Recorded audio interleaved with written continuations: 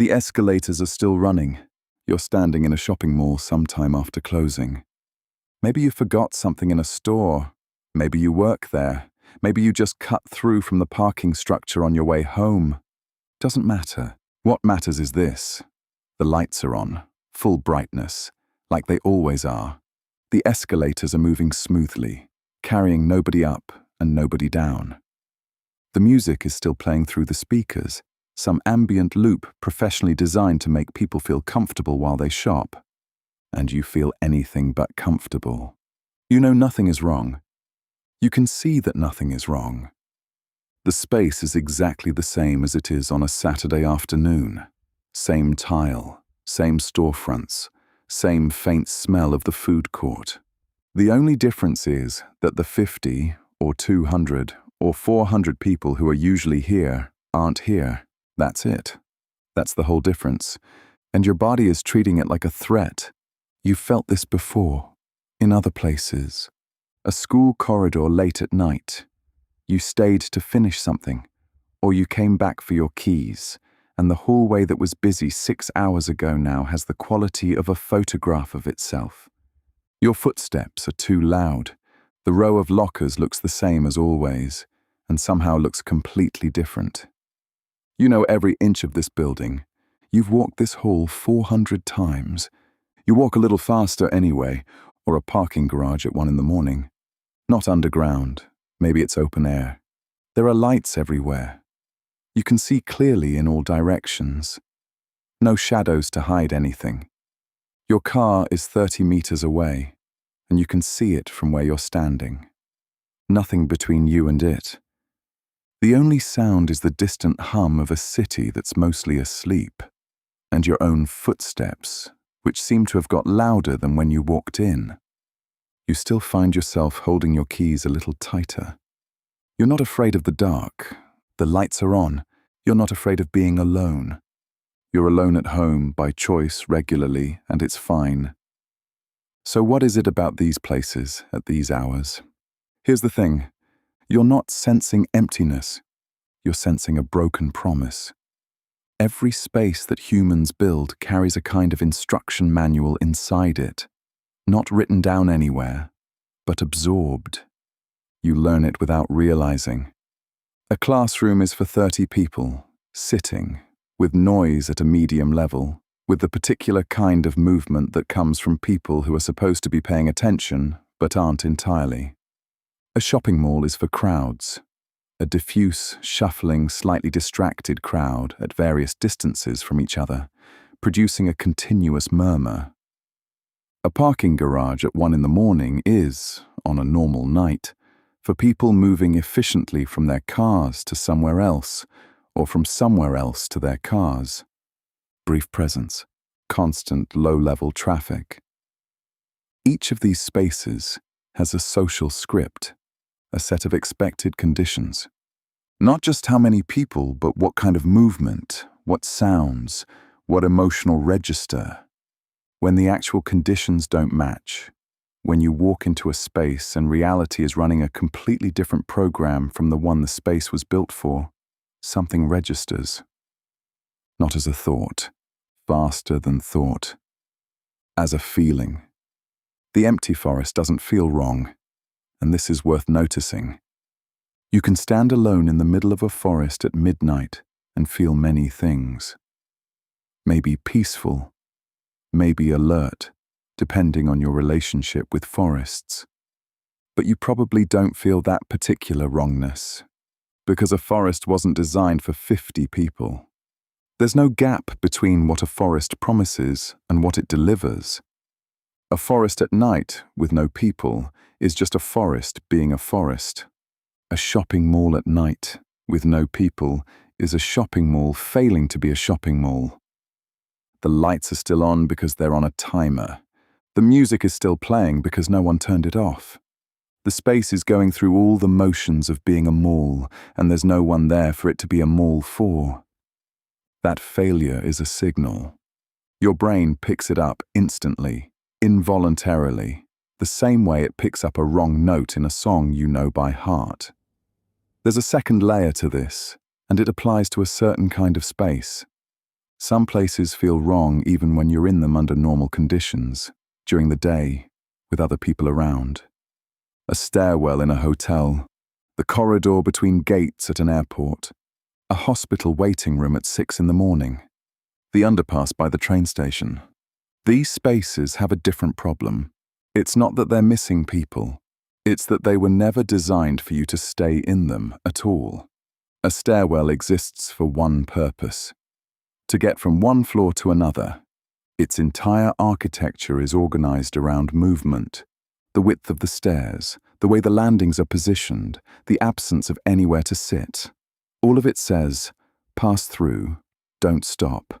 A corridor between airport gates exists to get you from security to your departure hall, and then to forget you entirely. It has no memory of you. It will serve the next 1,000 people exactly as it served you, and it will not notice the difference. When you pause in one of these spaces, when you stand still in a stairwell, or sit on the floor of a transition corridor because you need a moment, you break the only rule the space has. It has no script for what you're doing. You're an unexpected variable in an environment designed to have no unexpected variables. This is different from the empty mall. The mall's problem is an absent crowd. The problem with these spaces is more fundamental. They were never built for any version of you to be still in. You can feel it in how quickly staying becomes uncomfortable. The physical design itself nudges you onward. There's nowhere to lean, nowhere to settle, nowhere that says, you can be here for a while. Think about the last time you had to wait in a stairwell for any reason. A phone call, or the lift was broken, or you just needed a moment before going back in. There's a subtle hostility to it that has nothing to do with danger. The stairs go up, the stairs go down, the door opens onto something else. Every element of the space points away from you, towards somewhere that isn't here. You are, architecturally speaking, in the wrong place. You're supposed to keep moving. And yet standing still in one of these spaces has a particular quality. It's not fear exactly. It's more like the feeling of wearing the wrong clothes somewhere.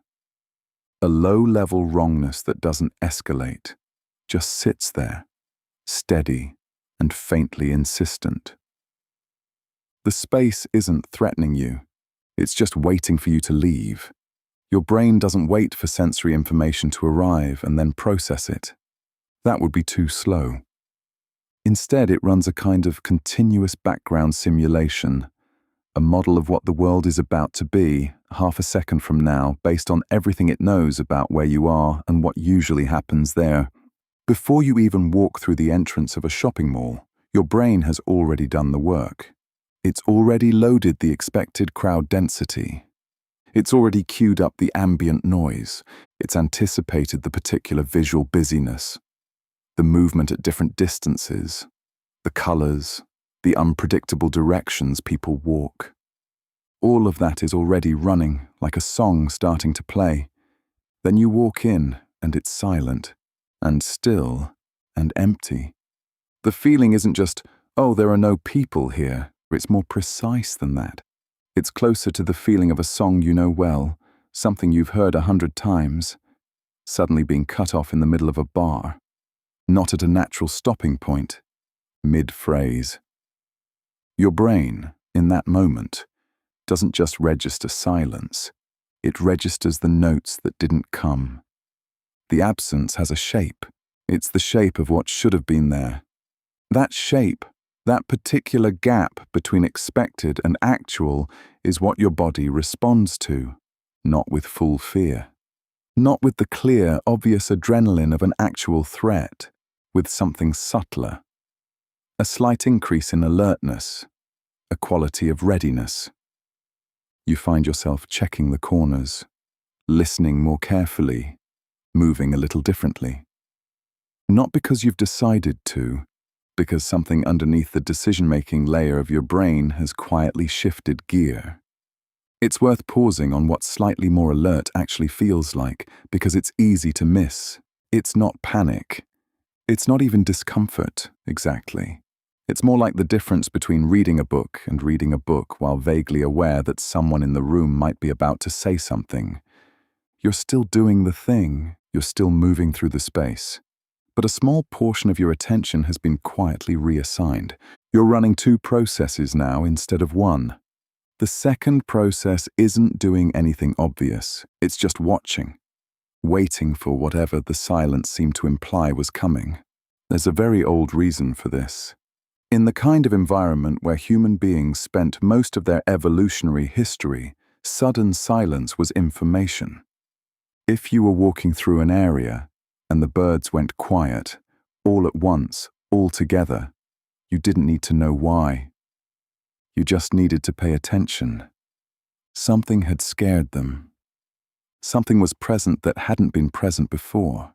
Your brain learned, over a very long time, to treat unexpected quiet as a possible signal.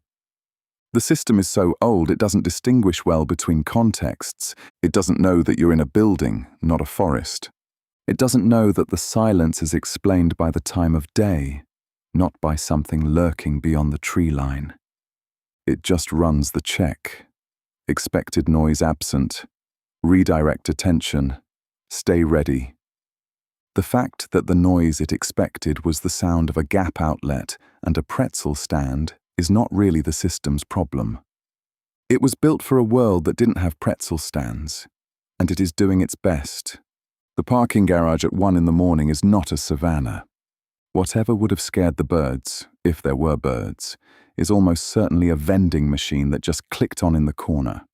You know this. But the check still runs. It has to.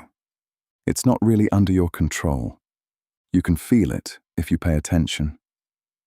A subtle change in how you're holding yourself, shoulders slightly more set, breathing a little shallower.